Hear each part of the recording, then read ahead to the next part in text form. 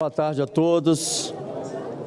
Agradecer aqui a oportunidade de poder estar falando, mas antes de começar a ler o meu discurso, eu acho que eu estou num mundo paralelo, porque inicialmente está todo mundo falando aqui que nós estamos vivendo num país democrático, sendo que vocês estão vendo aqui agora um senador censurado há 2 anos.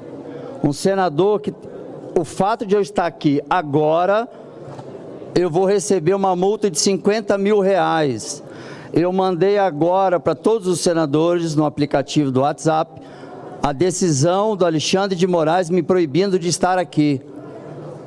Está violando o artigo 53, não é o Marcos Duval, é o senador Marcos Duval. Bom, vamos iniciar aqui agora. Eu gostaria de muita atenção de todos, que eu tenho muita coisa para dizer. Primeira coisa que eu tenho a dizer, eu vou falar sobre debriefing, não sei se já escutaram essa expressão, mas eu vou fazer uma análise pós-gestão atual. Não vou entrar em detalhes se é um bom pai, bom filho, bom irmão, não é essa a questão aqui, é a questão da função a qual nós fomos demandados pela sociedade. Senhoras e senhores senadores, e todo o povo brasileiro, capixaba, sobre essa tribuna, para cumprir meu dever como representante do Espírito Santo, e claro, todo o Brasil. Antes de ingressar na política, dediquei 30 anos à formação de forças especiais das unidades policiais ao redor do mundo, sendo 20 anos deles junto à SWAT americana. Aprendi a importância da capacitação contínua, da disciplina, da estratégia e, acima de tudo, da verdade, da coragem diante das adversidades. Por isso que eu inicio aqui um debriefing. Hoje, como senador, minha principal arma para defender a população é a minha voz, é esse local que eu estou. Mas isso foi me retirado de forma ilegal e inconstitucional. Agora, falarei sobre a maior perseguição política da história do Brasil. Impressionante quando a gente fala, as pessoas ainda parecem comentar, conversar, parece que... Eu acho que eu sozinho no mundo paralelo, eu e Girão, não é possível. Porque as pessoas não estão prestando atenção nas coisas que eu vou começar a dizer aqui. Isso pode mudar lá no final. Aquela pessoa que pode passar fome e morrer porque não tem o que comer. Não é porque não tem picanha, não vai ter o que comer. E o que eu vou dizer aqui pode fazer a diferença disso. Sejamos responsáveis pela vida humana. Fui submetido... Bom, vou falar sobre a história. O que está em jogo aqui não é apenas a minha liberdade de expressão, mas a independência do Congresso Nacional. Se um senador hoje pode ser censurado, perseguido, calado, sem qualquer base legal, qualquer outro de vocês aqui, senadores e senadoras, poderão ser o próximo.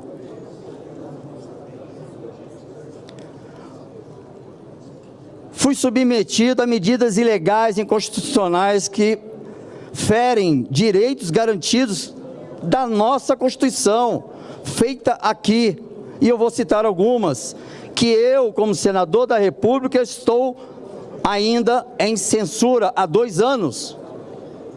Censura absoluta das redes bloqueadas, das redes sociais bloqueadas, salários embargados e multa de R$50 milhões sem qualquer base jurídica. Liberdade de expressão não é liberdade de difamação, por isso que nós temos que ter cuidado quando falamos sobre as redes sociais. Discursar aqui na tribuna, aqui no plenário, o ministro Alexandre de Moraes determinou contra um senador da República uma multa de R$50 mil por cada brasileiro que reportar as minhas falas aqui, dessa tribuna do plenário. Sim, gente, é isso mesmo que vocês estão ouvindo. Para cada cidadão brasileiro, tá? Eu mandei para vocês a decisão judicial, para cada brasileiro que multiplicar minha fala daqui hoje, eu vou pagar R$50 mil por cada brasileiro que postar. me proibindo de estar aqui. E o que fez? Eu peço vênia pela sinceridade, mas o que fez a atual presidência do Senado ao longo desses 2 anos de perseguição, que ainda vem sofrendo como senador da República? Concretamente, nada.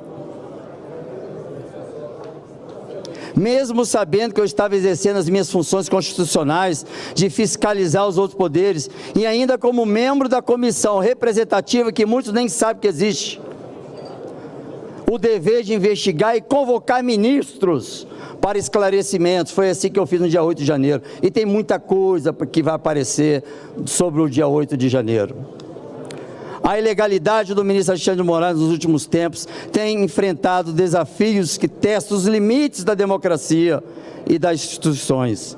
Mas a democracia não pode ser um sistema seletivo, onde alguns têm voz e outros são silenciados. Aqui estou. A pluralidade de ideias é a essência da República, e garantir que ela seja respeitada é um dever de todos nós. A maior perseguição política da história, partindo de um único ministro, infelizmente com a conivência da mesa do Senado, que estava.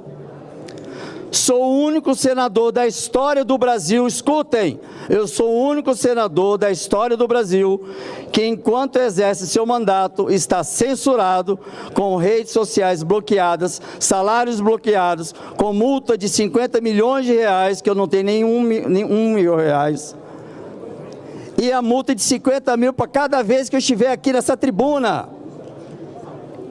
Tive meu passaporte diplomático e civil suspensos, em total violação dos meus direitos constitucionais de ir e vir, garantido pelo artigo 5º da Constituição, não como senador, como cidadão brasileiro, e como parlamentar e membro da Comissão de Relações Exteriores e Defesa Nacional, tenho o passaporte diplomático suspenso. É uma violação ao artigo 53 da Constituição, é uma violação aos acordos internacionais a quais o Brasil é signatário. E tem gente rindo ainda aqui. Também estão violando o artigo 220 da Constituição, que protege a liberdade de expressão e proíbe qualquer tipo de censura. Isso para todos os brasileiros.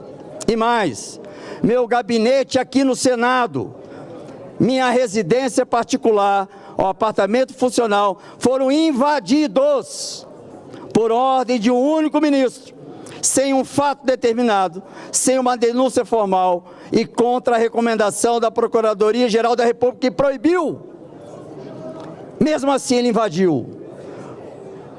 Isso significa que um único ministro determinou a invasão de um outro poder da República.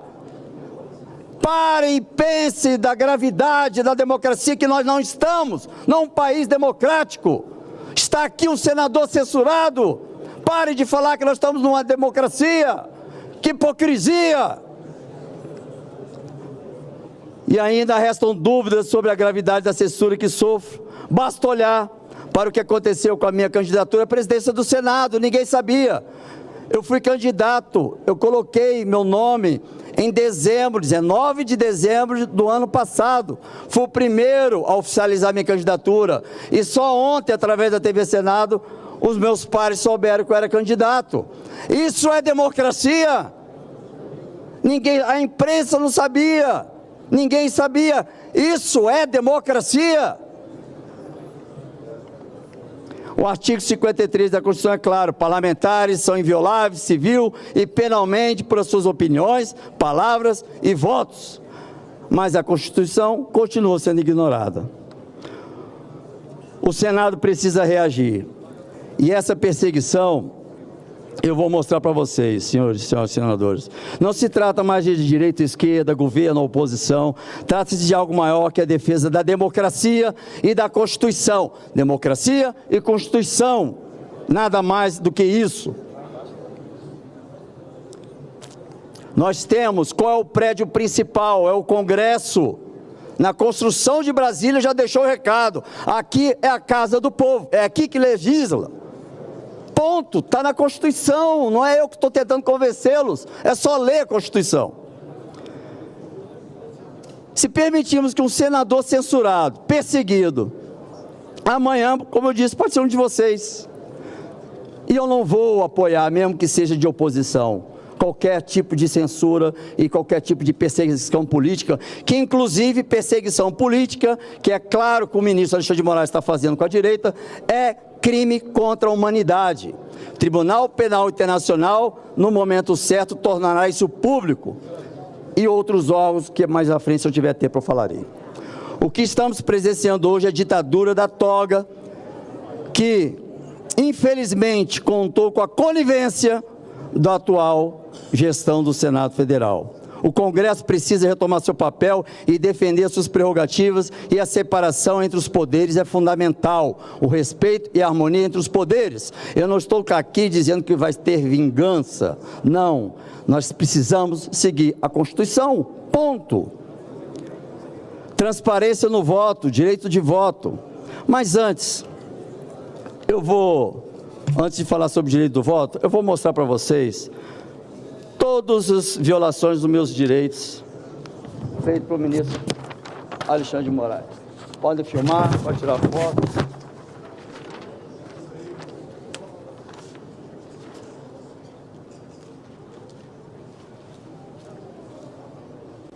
Tem mais ali para puxar, quem quiser pode puxar.